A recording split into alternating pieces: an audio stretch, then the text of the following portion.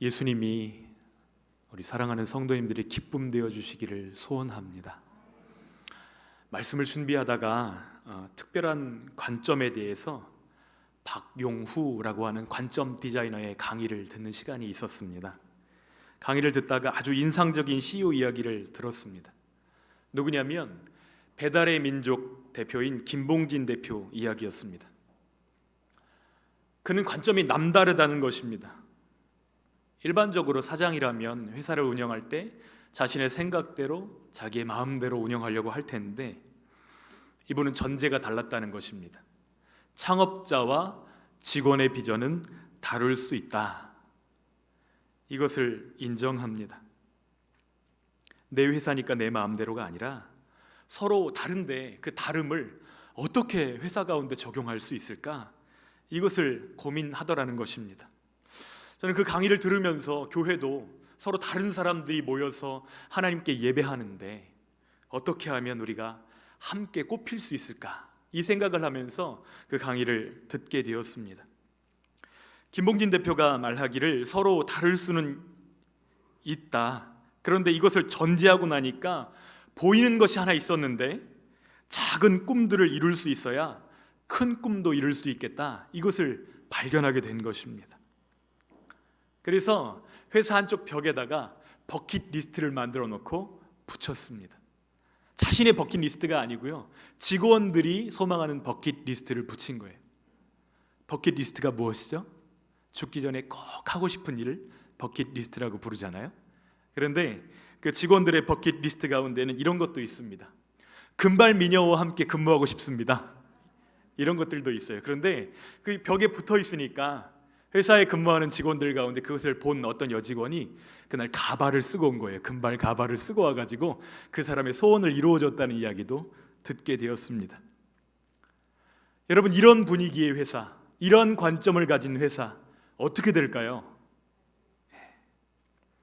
배달의 민족을 만든 우아한 형제들은 요즘 젊은이들이 가장 다니고 싶은 회사 중에 하나가 되었습니다. 여러분 궁금하시면 배달의 민족 복지, 우아한 형제들 복지 한번 이렇게 검색해 보세요. 어떤 내용으로 함께하는 사람들을 꽃피우려고 노력하고 있는지 놀라울 정도입니다. 생각과 관점의 차이가 이러한 결과를 만들어내는 것이죠. 우리 삶에서 생각과 관점이 얼마나 중요한지 모릅니다. 우리가 하나님의 생각을 우리 마음 가운데 품게 될 때 비로소 우리는 하나님이 원하시는 결과를 만들어낼 수 있는 줄 믿습니다. 하나님의 마음이 우리들 가운데 품어질 때에 정말 우리가 하나님의 기쁨으로 존재할 수 있고 예수님의 제자답게 살아가는 힘을 얻게 되는 줄 믿습니다.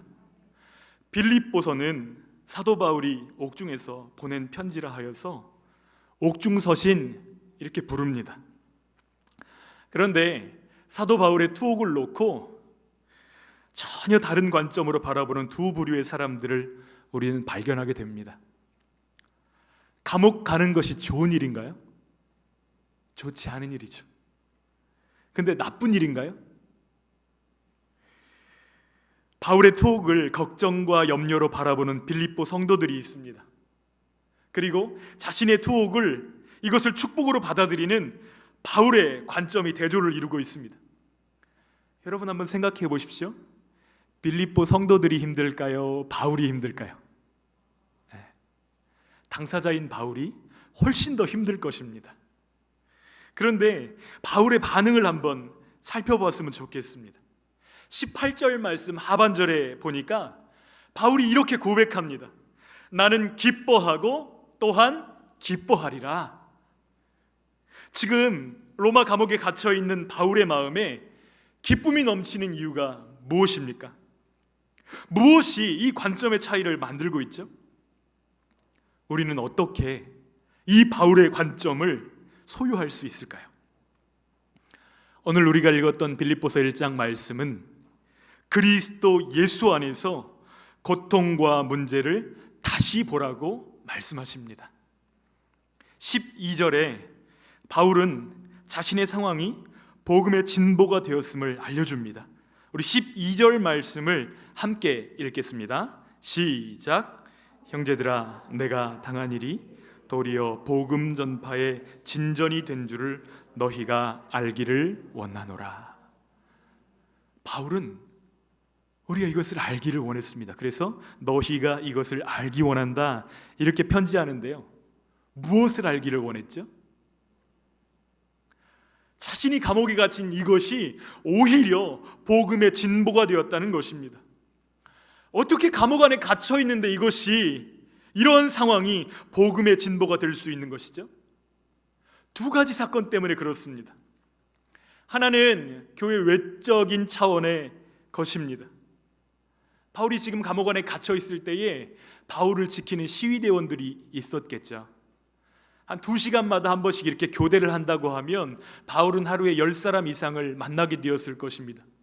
시위대원들이 와서 바울에게 물었겠죠. 너 여기 왜 갇혔냐?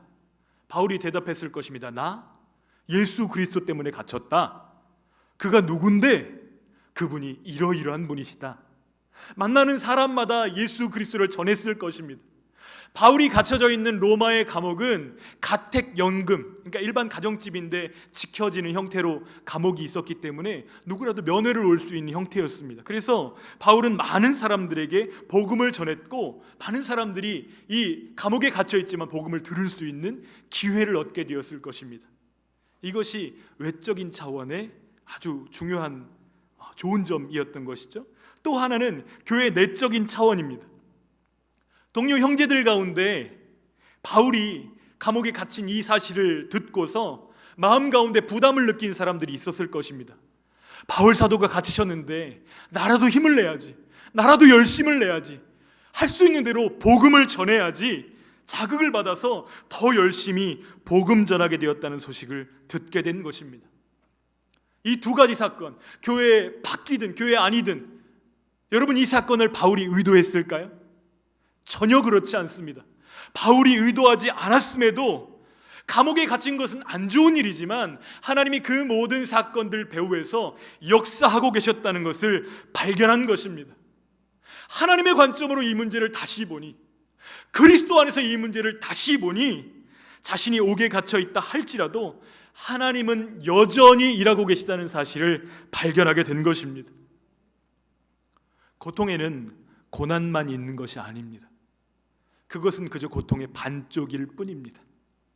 주님은 고난을 통해서 우리를 연단하시고 정련하십니다. 앞에 본 용광로의 그림이 있는데요, 금을 용광로에다 막 구워가지고 불순물을 태우잖아요. 그렇게 여러 번 하면 순금이 되어집니다. 그 이전의 가치와 연단 이후의 가치를 비교할 수 있을까요? 결코 비교할 수 없습니다. 주님은 고난을 통해서 우리를 연단하기도 하십니다. 사람들은 일반적으로 고난은 고통이고 저주라고 받아들입니다.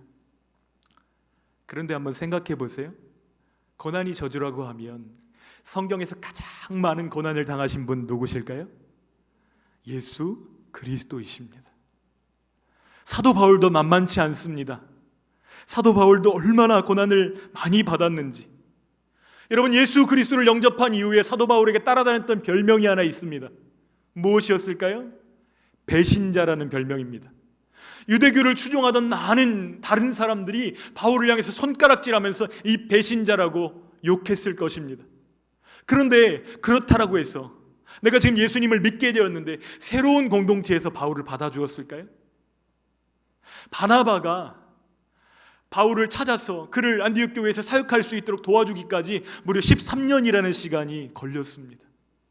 이쪽에서도 욕하고 이쪽에서도 환영받지 못하는 왕따의 시간들을 13년이나 보내야만 했습니다. 얼마나 고통스러웠을까요? 안디옥 교회에서 목회를 시작한 지 얼마 안 돼서 선교 여행을 떠나게 됩니다. 그런데 그 여행도 얼마나 위험천만하고 어려운 여행이었는지를 고린도서 11장 26절은 증언하고 있습니다. 우리 함께 고린도서 11장 26절 말씀을 함께 읽어보겠습니다. 시작. 여러 번 여행하면서 강의 위험과 강도의 위험과 동족의 위험과 이방인의 위험과 시내의 위험과 광야의 위험과 바다의 위험과 거짓 형제 중에 위험을 당하고 위험의 종류와 가지가 말도 못할 정도입니다. 여러분, 이런 어려움을 당했으면 이제 주님이 보상해 주실 법도 한데 지금 바울이 서 있는 곳은 어디죠? 로마의 감옥입니다. 믿지 않는 사람들의 눈으로 보면 바울의 인생 어떤가요? 요즘 아이들 단어를 쓰면 폭망이라고 했을 것입니다. 정말 예수 믿고 끝장났구나 이렇게 이야기했을 것입니다. 그런데 당사자인 바울의 마음 가운데는 기쁨이 충만합니다. 당사자인 바울의 마음 안에는 사람들이 뭐라고 하든지 상관없이 그 마음 가운데서 기쁨이 솟아나오는 것입니다.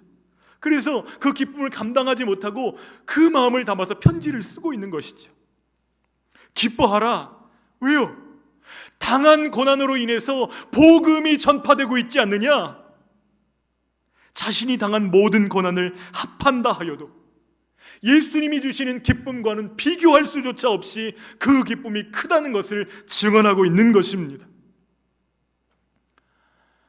저는 직전에 섬기던 교회 목사님께서 몇 주 전에 부정맥으로 호흡곤란이 와서 쓰러지셨다는 전화를 받았습니다. 예배 직전에 설교하셔야 되는데 쓰러지셔가지고 응급실에 실려가셨다는 이야기를 들었습니다. 폐에도 물이 차고 약기운만 떨어지면 동일한 증상이 계속해서 반복되니까 이 일을 어떻게 해야 되나. 교회 리더십들과 의논을 했는데 3달간 치료할 수 있는 시간을 주기로 결정했다고 합니다. 여러분, 그 교회는 교회당이 없어요. 학교 강당을 빌려서 예배하는 교회입니다. 그 모임의 구심점이 누구였을까요? 근데 목사님이 쓰러지셨어요. 그 이야기를 듣고 나니까 제 마음에 막 기도가 되는 거예요. 하나님 도와주세요. 하나님 치료해 주세요. 불쌍히 여겨주세요. 그런데 그 이후에 들려오는 소식들이 있습니다. 어떤 소식들이냐면 목사님이 쓰러진 이후에 성도들이 더 간절히 기도하게 되었다는 거예요. 이전에 기도하지 않았던 성도들이 깨어서 기도하고 기도의 자리에 나오고 하나님의 이름을 부르고 눈물로 기도하는 상태가 되었다는 소식을 들으면서 제 마음 가운데 그러면 됐다. 할렐루야. 모든 일에는 양면이 있습니다. 좋은 쪽이 있으면 나쁜 쪽이 있고 나쁜 쪽이 있으면 좋은 쪽이 있습니다. 고난도 마찬가지입니다. 우리가 고난을 어떻게 바라보느냐에 따라서 우리는 기쁨을 유지할 수도 있고 그 기쁨을 빼앗길 수도 있다는 사실입니다. 어떻게 해야 우리는 기쁨을 지킬 수 있을까요? 예수 그리스도 안에서 문제를 다시 보라는 것입니다. 실로 인생은 고난 그 자체입니다.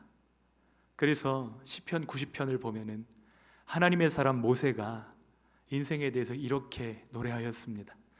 우리 시편 90편 10절 말씀 함께 읽겠습니다. 우리의 연수가 70이요 강건하면 80이라도 그 연수의 자랑은 수고와 슬픔뿐이요 신속히 가니 우리가 날아가나이다. 아멘. 죄로 인해서 망가진 인생의 열매는 결국 고난과 고통입니다. 그래서 우리의 연수가 70이고 강건하면 80인데 그 자랑이 수고와 슬픔뿐이라고 노래하는 것입니다.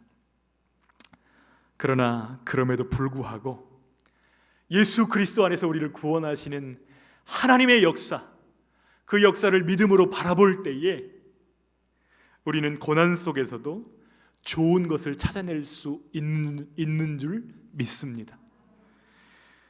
여러분들에게 그림 하나를 보여드리는데요. 이 그림은 테피스트리라는 것입니다. 무엇이냐면 색실을 꼬매가지고 그림을 만든 거예요. 그래서 앞면을 보면 예쁜 그림이 있지만 뒷면을 보면 엉망입니다.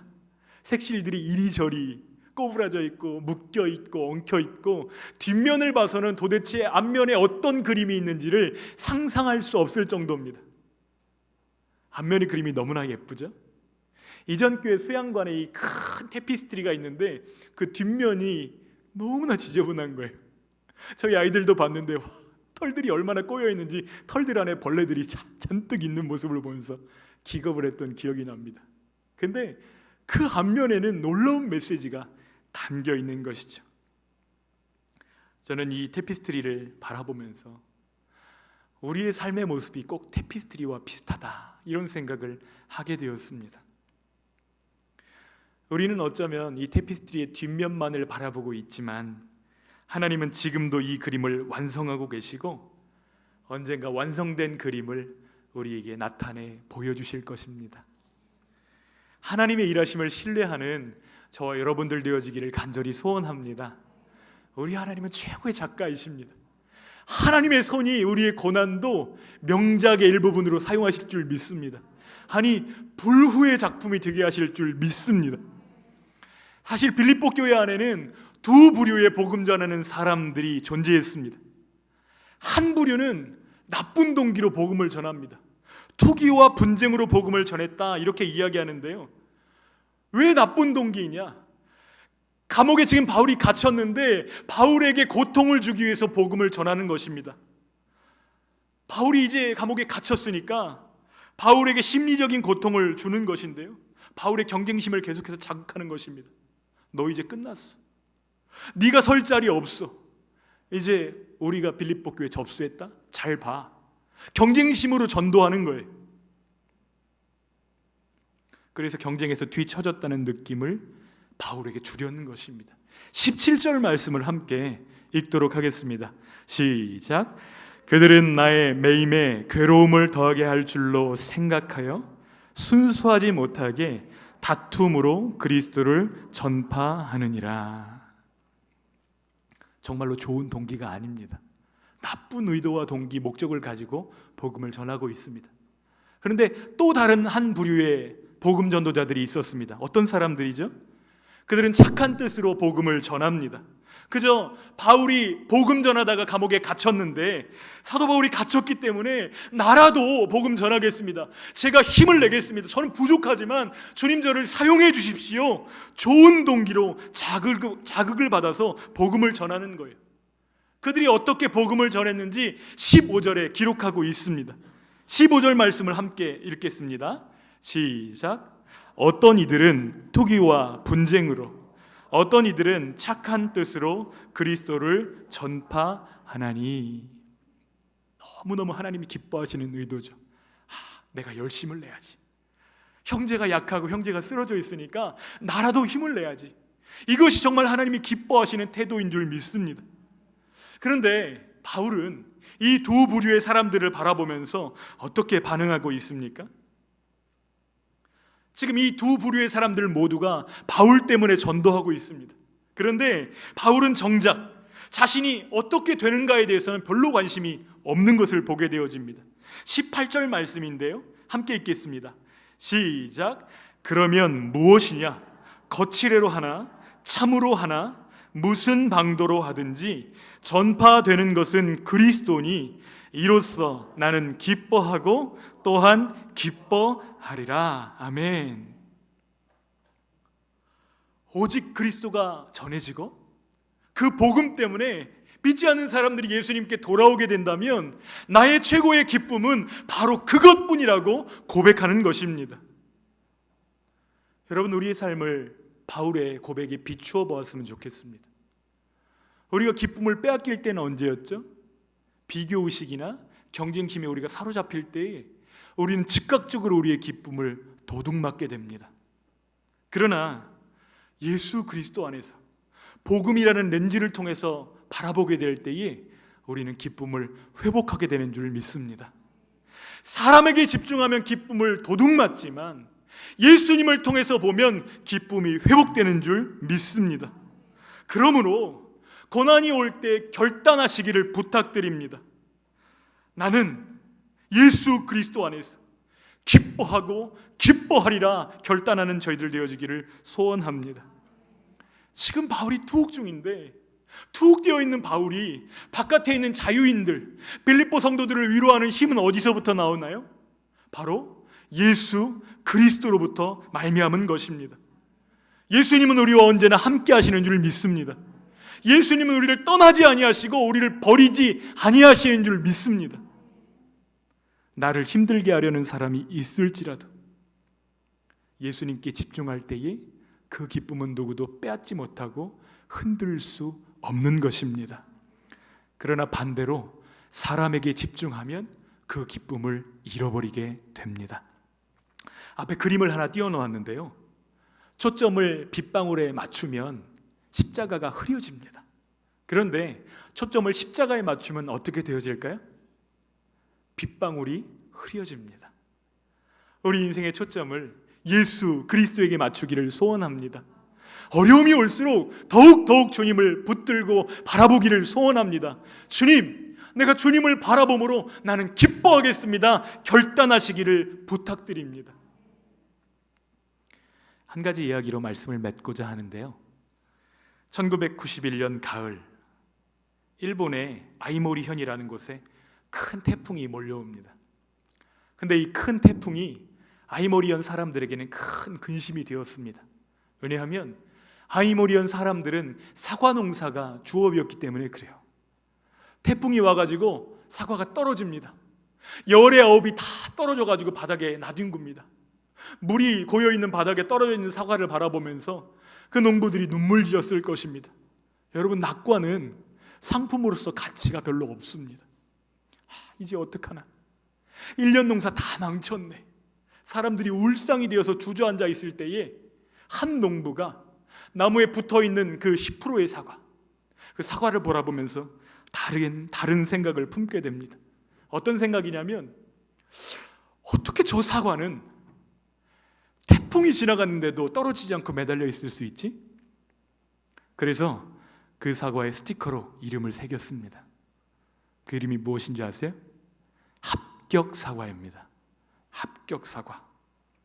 태풍에도 떨어지지 않는 사과가 있습니다. 여러분의 합격을 보장합니다.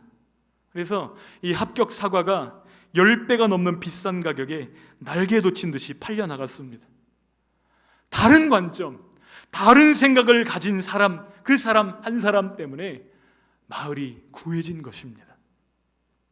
여러분은 무엇을 바라보고 계십니까? 고난입니까? 아니면 고난 가운데 기쁨을 주시는 예수 그리스도이십니까? 많은 사람들이 예수님 모시고 살면서도 예수님을 바라보지 않습니다. 신앙인이라고 말하지만 불행한 삶을 살아가는 사람들이 너무나 많습니다. 왜 그렇죠? 예수님을 믿으면서도 예수님과 대화하지 않고 예수님을 의지하지 않기 때문입니다. 그러나 예수 그리스도께서는 살아계신 하나님의 아들이십니다. 그분이 우리를 사랑하셔서 십자가에 죽기까지 우리를 사랑하신다고 그 사랑을 보여주셨습니다. 이 사랑 안에 거하는 저희들 되어주기를 소원합니다. 이 사랑으로 우리의 인생을 재해석하는 저희들 되어주기를 간절히 소원합니다. 예수님 때문에 기뻐하기를 원합니다. 사도 바울의 이 고백을 통해서 예수님이 상황에 흔들리지 않는 강력한 기쁨의 근원 되심을 우리가 들었습니다. 그런데 이 사실을 알았다고 한다면 이제는 머리로만 알지 않고 기쁨을 결단하는 저와 여러분들 되기를 간절히 소원합니다. 여러분, 언제부터 행복하실 예정이신가요? 바로 지금 이 순간 결단하기를 소원합니다.